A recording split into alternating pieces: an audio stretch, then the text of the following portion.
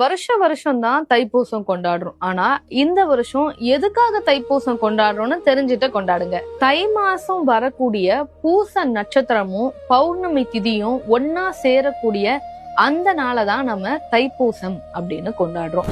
இந்த தைப்பூச தினத்துலதான் முதல் முறையா இந்த பூமியில நீர்லயும் நெருப்புலயும் இருந்து முதல் உயிர் ஜனிச்சதுன்னு சொல்றாங்க. முருகன் வள்ளிய கல்யாணம் செஞ்சதும் இந்த நாள்லதான். ஒரு மாம்பழத்துக்காக கோச்சிட்டு முருகன் தேவலோகத்துல இருந்து கிளம்பி நம்ம பழனிக்கு வந்ததும் இந்த நாள்லதான். சூரனை வதம் செய்யறதுக்காக சக்தி கிட்ட இருந்து முருகன் சக்தி வேலை வாங்கினதும் இந்த நாள்லதான்.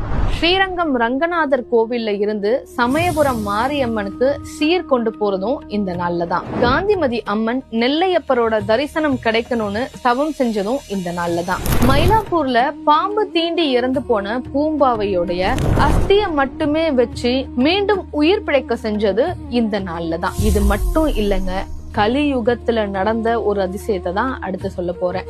அருட்பெருஞ்சோதி தனிப்பெருங்கருணைன்னு சொல்ல வள்ளலார் அவர்கள் இறைவனோட காற்றோடு காற்றா ஜோதி ரூபமா சேர்ந்தது இந்த நாள்லதான். இப்படி ஒண்ணு இல்ல ரெண்டு இல்ல பல விஷயங்கள் இந்த தைப்பூசத்துல நடந்திருக்கு.